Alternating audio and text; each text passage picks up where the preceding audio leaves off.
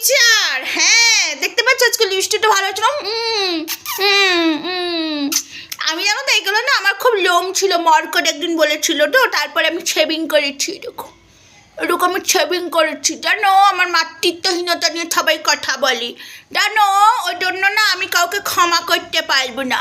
কিন্তু আমি অন্যের সন্তানের মৃত্যু কামনা করি, যে লোকের কাছে বলি ধরিত্রী প্লিজ ক্ষমা করে দাও, প্লিজ ক্ষমা করে দাও, প্লিজ ক্ষমা করে দাও।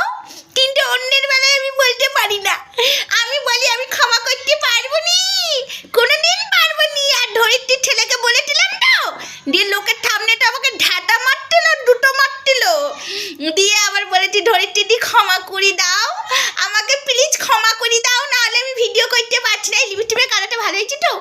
আমি না মরকটের ছেলেকে মৃত্যু কামনা করেছি, আমি মরকটকে কোনোদিনই ক্ষমা করতে পারবো নি, কিন্তু আমি লোকের কাছে ক্ষমা চাই বেড়াই, লোকের ছেলে মৃত্যু কামনা করি, বুঝেছ?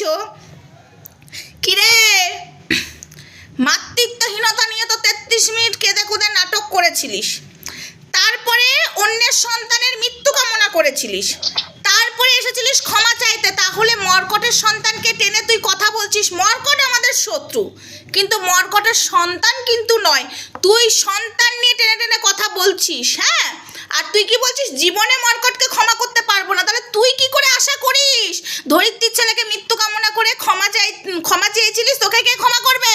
তার মানে তোকেও আমরা ক্ষমা করতে পারবে না, প্লিজ ক্ষমা করে দিও শালা কোথাকার। এসেছিলিস না? আমরা জন্মে কোনোদিনের শত্রুর ছেলে হলেও আমরা গালাগালি করতে পারবো না এরকম ওর মতন না, সন্তানকে টেনে আবার অ্যাটাক করা হচ্ছে। দিদিভাই ভিডিও দিয়েছে, শোন না, একটা অর্পিতা দিদিভাই ভিডিও দিয়েছে, সেখানে দেখবি টিচাররা কি করছে।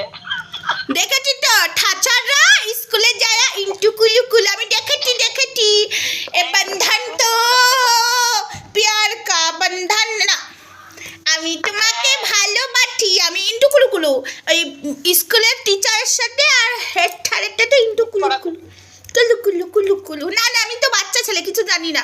তো যাই হোক, এটা হলো তোর জন্যই ছিল, অন্যের সন্তানকে টানছিস কিসের জন্য? মরকটের সন্তান তোর শত্রু হতে পারে, মরকট তোর শত্রু হতে পারে, মরকটের সন্তান নয়, তাই বলে তুই সন্তান টেনে কথা বলতে পারিস না। তুই যদি মরকটকে ক্ষমা করতে না পারিস, তাহলে আমাদের কাছে কি করে আশা করিস ক্ষমা করবে?